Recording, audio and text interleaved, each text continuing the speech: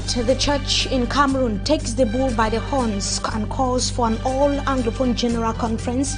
The meeting that was championed by Christian Cardinal Tumbi seeks to reflect on the socio-political crisis in the northwest and the southwest regions of Cameroon and propose solutions. In this newscast, Christian Cardinal Tumbi is going to be expatiating on the conference, and which is taking place for the first time since the Anglophone crisis escalated.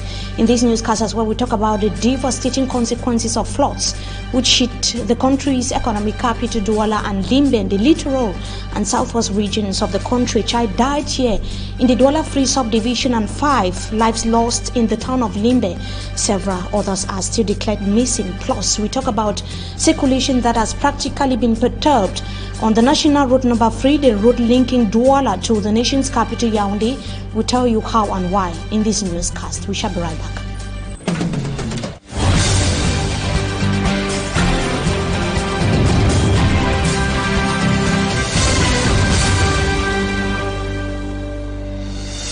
Good evening to you, ladies and gentlemen. We thank you so much for joining us in this edition of the Primetime Newscast on Equinox Television. Christian Cardinal Tumbi, that was meeting with some religious leaders and actors of the civil society here in the country's economic capital, Douala, has indicated that Anglophone Cameroonians in the northwest and the southwest regions of Cameroon have suffered enough, and that there is need for concrete solutions to be provided and seek the way forward. His Eminence Christian Cardinal Tumbi and other religious and civil society leaders have called for an all-Anglophone conference to address the socio-political impasse in the 2 Anglophone regions of Cameroon. The announcement was made public today at the St. Peter and Paul's Cathedral in the economic capital. Greater details, and in the following excerpt that would be coming up, we could see how imams were equally part of the gathering in the economic capital Douala today, as well as other religious leaders. Christian Cardinal Tumbi is going to be telling us the purpose of the meeting today in Douala. Take a listen.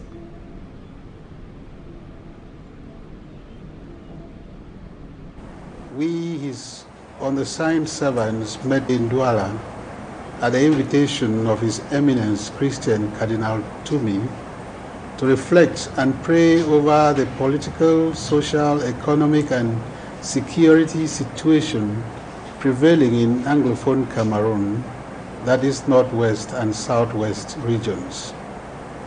As we all know, the people of these 2 regions have suffered enough hardship in the nearly 2 years since the present crisis erupted in October 2016. We believe that the moment has come to put an end to the conflict through a frank, inclusive and comprehensive national dialogue on the Anglophone problem. We therefore fervently appeal to the President of the Republic, the head of state, to organize such a dialogue as soon as possible. We recognize the absolute necessity for the people of the southwest and northwest regions to hold a preparatory general conference in order to agree on the issues to be examined at the national dialogue on the Anglophone problem, and to freely designate their representatives at that dialogue. Accepting our moral responsibility to promote peace and harmony among all God's children, we hereby freely take the initiative to constitute ourselves into a college of conveners for the purpose of summoning the required general conference of the people of the southwest and northwest regions. To this end, we hereby convene an Anglophone General Conference to be held in Boya on Wednesday 29th and 30th of August 2018. The Anglophone General Conference will be organized by a broad-based conference organizing committee comprising representatives of traditional and religious authorities, civil society leaders, professional associations, women's and youth groups, trade union organizations, etc. Participation in the conference will be open and limited to all Cameroonian citizens living in Cameroon or abroad who fall in one of the following 2 categories. Category 1, those whose ancestral origins are within one of the 13 divisions of the territory that today constitutes the northwest and southwest regions of Cameroon. And 2, those whose parents or grandparents, not having their ancestral origins in one of the 13 divisions of the southwest and northwest regions, settled permanently in this territory as at 1st October 1961. The governors of the northwest and southwest regions shall be invited to attend the Anglophone General Conference in person or through their designated representatives. We hereby designate Dr. Simon Munzu, a well-known civil society personality and former Assistant Secretary General of the United Nations, as spokesperson, advisor to the College of Conveners, and coordinator of the conference organizing committee. That is a segment of the press declaration made today by men of God, and it was read out by Reverend Father Babila Fochang, that is the synod clerk of the Presbyterian Church in Cameroon. The men of God equally urged both parties in the northwest and the southwest regions of Cameroon involved in the crisis to put an end to hostilities. Let's have the excerpt once again of Reverend Babila Fochang, synod clerk of the Presbyterian Church in Cameroon. He was speaking to our reporter Babla Jonathan. That except that we certainly will be coming back to that in a subsequent newscast or in the course of this newscast. Now, let us take a look at something else concerning the crisis in the 2 Anglophone regions of Cameroon. Banks in Djeuya that have been compelled to sign an undertaking to be present at their business premises on Mondays observed as ghost towns or ghost town in the northwest and the southwest regions of Cameroon. This is the only measure to prevent their offices from being sealed by the mayor of the Djeuya municipality, who has promised tough times to business persons who respect the ghost town.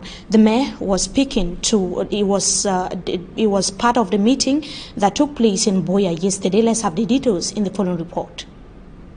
Scores of business premises, banks and microfinancial institutions in Djeuya have remained closed for 3 days now, a move taken by the mayor of the Djeuya subdivision Monday to seal shops respecting the ghost town. Some bank operators have said that they were simply reacting to growing insecurity and threat from unknown individuals.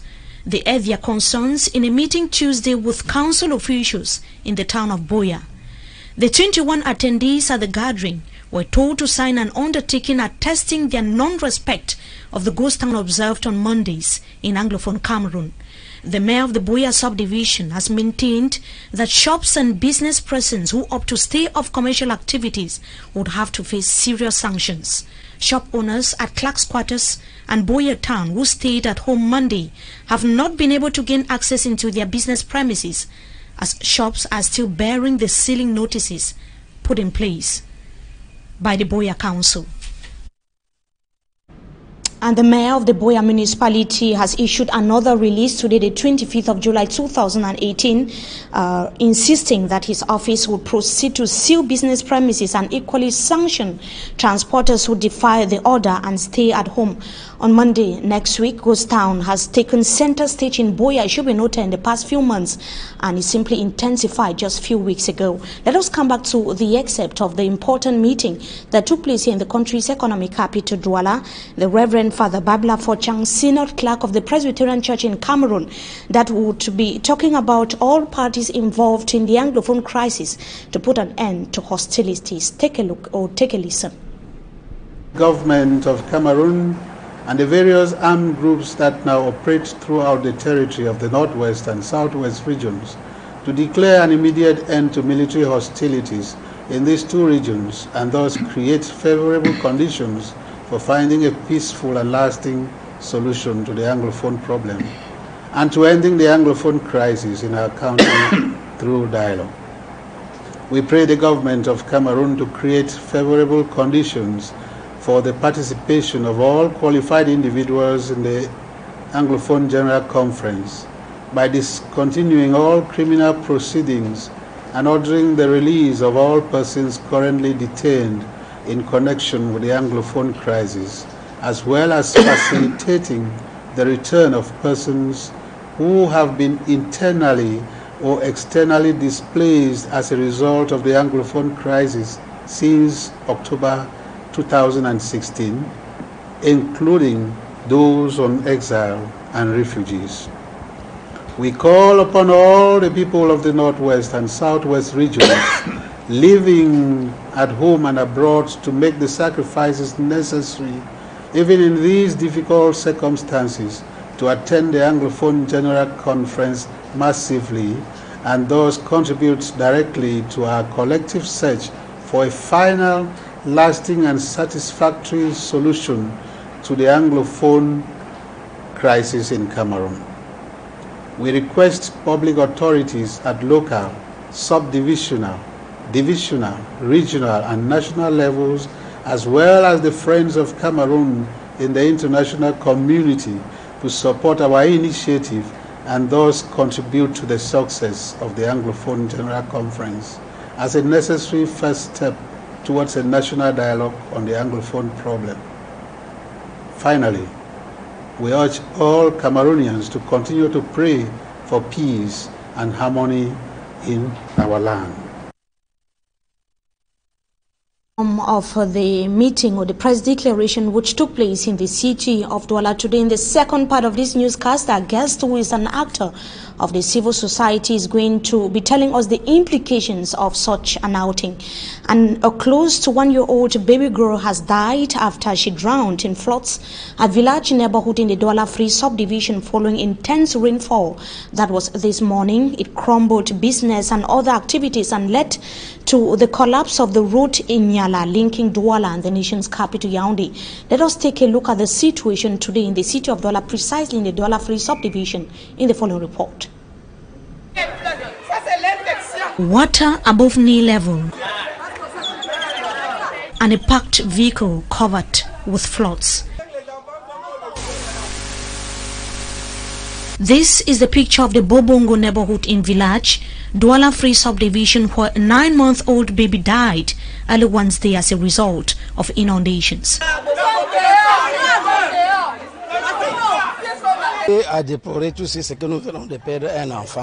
This resident explains that the child was at home alone when the incident occurred. It was therefore difficult to come to her rescue. He adds, les parents étaient tous dehors. Avant qu'il ne rentre, l'enfant était déjà noyé. 4 heures, la pluie a commencé. Depuis le matin, nous, on n'a même pas mangé. On n'a même pas...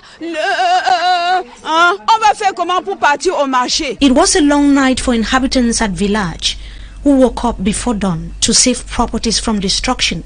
But then, their lives were more important, she explains. On se monte sur la table, sur les étagères, ça ne nous laisse pas. Because of the flood, circulation on the National Road number 3 was practically difficult after this road at village split into two. The divisional officer for Douala Free, Nuhu Bello, who was on an assessment mission, said that measures have been put in place to repair the road. L'entreprise est en train de se mobiliser pour pouvoir rapidement mettre en place la... He added that an alternative road through Yassa has been put in place. Et nous avons pris comme première mesure de dévier tous les gros porteurs. And Dokpasi Free technicians from the office in charge of electricity are at work. They are trying to pull off a high-tension cable from a vehicle which was stationed by the road. Le marché dure depuis que ça s'est passé, on nous demande de ne pas nous approcher de nos postes. The impact of the downpour Wednesday in Douala was immense. Locals have maintained a single call. D'après moi, vraiment, on va creuser les drains. Il faut creuser les rigoles. Il n'y a pas de rigoles. C'est grave, il n'y a pas. Nous demandons aux délégués du gouvernement, nous demandons aux autorités administratives, nous demandons à tous ceux qui peuvent nous aider de nous voler au secours. C'est grave. They want the city council to tackle the problem by cleaning the drainage system. Floods in the city of Douala, which is almost becoming a tradition, especially during the rainy season. How was the atmosphere in other neighborhoods like Bona Musadi, Bonaberi of the Douala 4 municipality, here in Akwan, also in Bonanjo? Sumanji Kangebre presents the picture of the city of Douala in this report.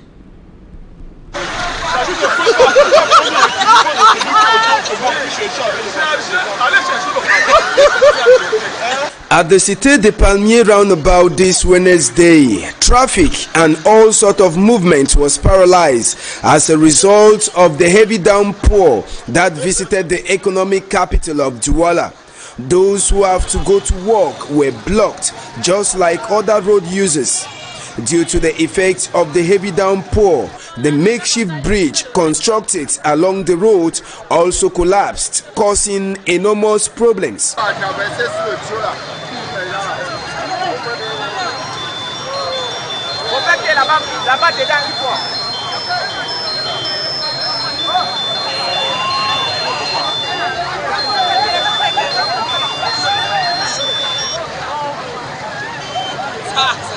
From the Cité des Palmiers roundabout, the Equinox team moved to Alpicam Quarter in Mabanda neighborhood under the Douala 4 municipality. Here, it was practically difficult for movement as almost everyone was stuck in his or her house with the running water visiting some houses. Even cars barely managed to find their way through in the standing water. At the Foreba neighborhood, apart from the houses that suffered from the effect of the heavy downpour, a health unit was also caught in the troubled waters. Doctors and nurses were forced to evacuate their patients from the rooms because of water that has taken hostage of the zone.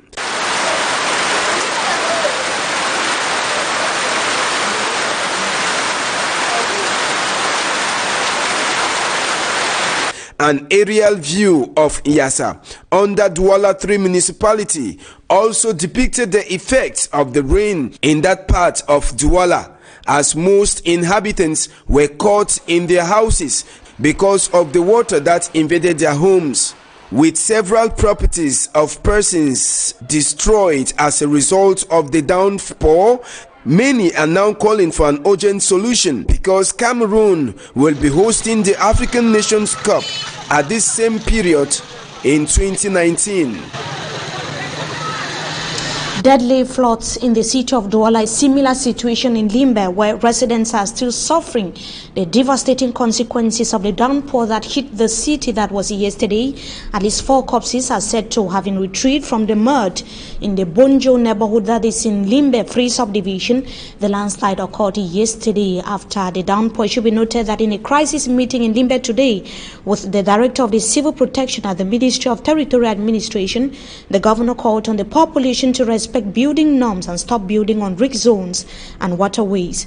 It should be noted that the director equally added her voice, or the director of the said institution added her voice, that the increasing use of non-biodegradable plastic bags go a long way to block the gutters. The population living on the hills in Limbe have equally been told to temporarily quit the area until the rains are over, while the government delegate to the Limbe City Council and the senior divisional officer for Vuri have been given a task to look for a land to settle the displaced population. Let's now come back to an excerpt, or have an excerpt of the governor of the southwest region of Cameroon who visited Limbe to take stock of the situation. Governor Bernardo Kaliabilai was speaking to Davis Maimo. The recommendation to the government delegate and the SGO is to invite the population to temporarily quit this place, because the landslide yesterday, according to what it came twice in less than 1 hour, and at the moment we are talking, another landslide can still happen. So let the population quit temporarily, and when the flood and the rain will cease, will go down, now they will see. But the final solution is to relocate them elsewhere. Minister of Territorial Administration sent to the field the Director of Civil Protection, who is with me here. Immediately after this visit, we'll go to the hall, and in the next days, action will be taken. How now take you to Mbanjok, a locality in the central region of the country, baptized as the dirtiest town in that part of Cameroon due to the littering of garbage by the population just anywhere in the said municipality. Life of the population is constantly being threatened as a result of the garbage heaps around the municipality. Let's present to you the picture of the locality of Mbanjok with our reporter Innocent Ase. The deputy mayor of Mbanjok talks about her quarter, now nicknamed the dirtiest quarter in the town of Mbanjok. The face of this quarter leaves visitors in shock and embarrassment as garbage is littered just everywhere, including the streets, due to extension of the garbage heaps. The insanitary condition in this quarter, also baptized Kachikenzang, exposes inhabitants to numerous health hazards. Entire Mbanjok town has been taken hostage by dirt. Even the surrounding of the district hospital is infested. Quand l'air est pollué, et puis il y a donc des micro-organismes. Jodene Onanandi, a medic at the Mbanjok Health Center, says many fall ill on a daily basis as they inhale microorganisms from this decayed waste. Flies also transport bacteria from the garbage to served meals. An insanitary situation which gives nightmare to the divisional officer of the town. The local council, which lacks the necessary resources to remedy this pronounced phenomenon in all quarters, calls on each and every one in the municipality to play their respective roles in keeping the town neat. Parce que l'hygiène n'est pas seulement la chose de la commune. Ni Babara Sangun Leko, divisional officer of Mbanjok, reiterates that a sanitary environment leads to sound health. Cleared bushes prevents harm on whosoever, thus guarantee of security. Des brigands qui pourraient se cacher dans des bosquets ou autres herbes autour de nous. Innocent Ase, the reporting bringing us to the end of this first segment of the news. Time for us to meet our guest tonight. Stay with us, we shall be right back.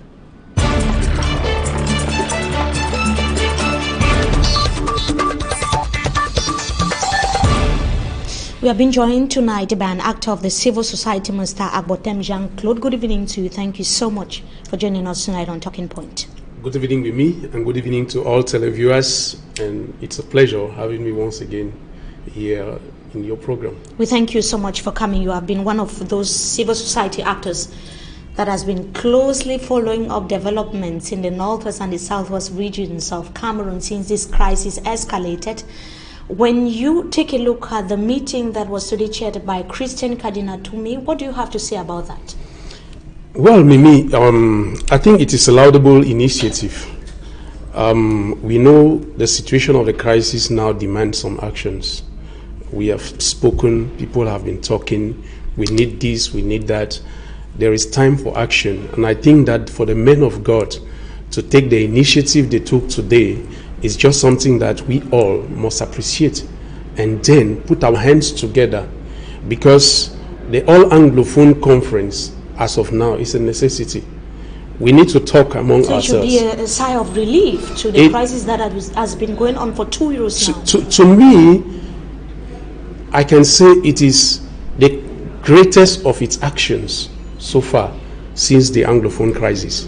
We have an opportunity now for the men of God who are highly respected to take the lead, to say we are not just talking, now we want to act.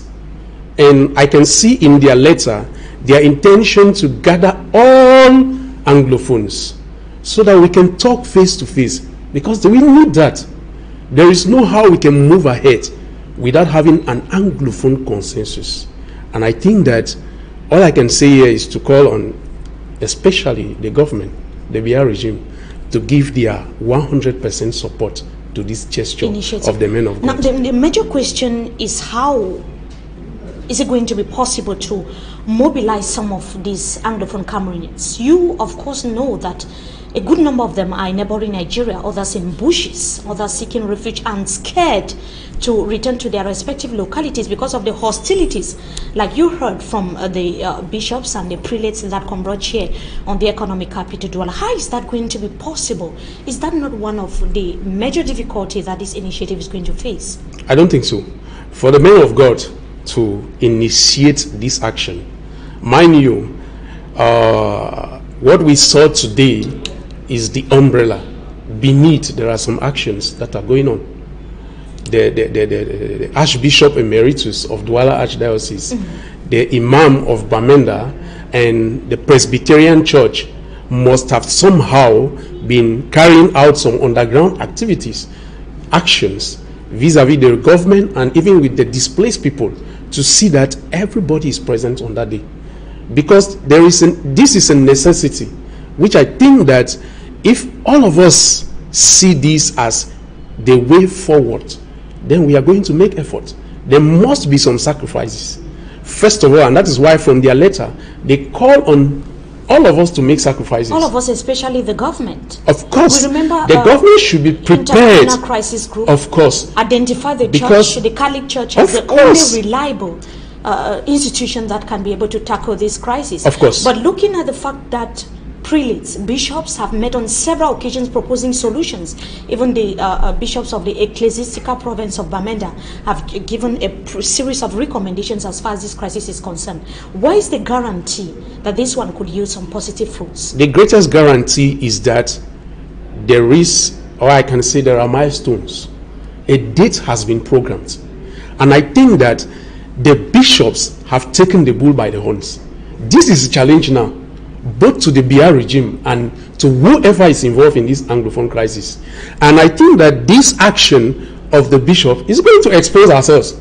Now, we will see who wants peace and who doesn't. If the BR regime can't accept to let go those who are held captives, then something is wrong. Then the whole world will see that they are responsible. If those who have taken up arms in the bushes are not ready to drop their arms so that we can sit as a common people to talk, then we will see. And from there, we can now know what to do. But I think that what the bishops, the men of God did this time, the difference is that they did not just make recommendations. They programmed a meeting, and which means that they are going to work towards that meeting.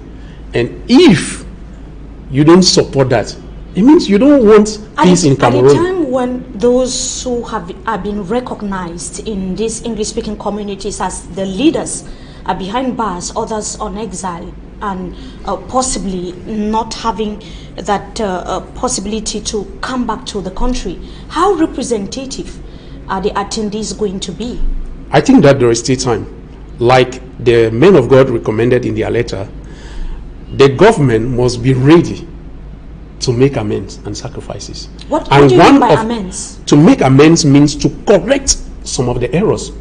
Some of these errors that the government committed was to arrest.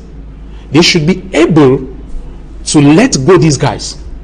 Because the issue here is our national peace. And when national peace is concerned, the law is secondary. We don't look at the law. We look at how can we consolidate the peace of the nation. And when that one is concerned, we must be ready to let go certain things. It costs us nothing, and I will challenge the regime. It costs them nothing to let go these guys, to free those who are arrested, so that we can sit as a people and talk for the common good of our country. And a major preoccupation, how timely is this decision at the time when several youths, like you earlier indicated, are being radicalized, and we see the situation on the ground, the devastating consequences, houses destroyed in the northwest and the southwest regions of Cameroon. The crisis has been going on for close to 2 years now. How timely is this decision, Mr. Mimi, I think that a great decision doesn't need hours, doesn't need days. It just needs an action. From this letter, which I believe we are all receiving, when you informed me of this letter, I was happy. At least I felt some relief that an action has been initiated. initiated by men of God. And I think that wherever they are too, whatever their reasons for being radicalized, they need to accept peace. They need to open their minds to receive the message of God. Because men of God are carriers on both sides of security forces, of course. Of course, it takes just a decision tonight. Saw the situation it takes, on Monday, of course, it takes just a decision tonight for arms to drop. But like I say, it takes the strongest person to drop arms. And now, like I earlier said, with this initiative, we'll know who doesn't want peace and who wants peace. And I will challenge the regime to be the first. Like because you we said, need that. AGBORTEM, Jean-Claude, it is going to be a test of to understand who actually wants peace. It is going to expose all of us. Crisis is concerned. It is going to expose everybody. So much for joining us tonight on Talking Point. We hope to have you some other time again. Thank you so much, Rini. Thank you so much it's for a pleasure. your time. To our viewers, it was equally a pleasure having you with us in this edition of the Primetime Newscast on Equinox Television. Wishing you a blessed stay in the company of our programs until we meet again. Goodbye.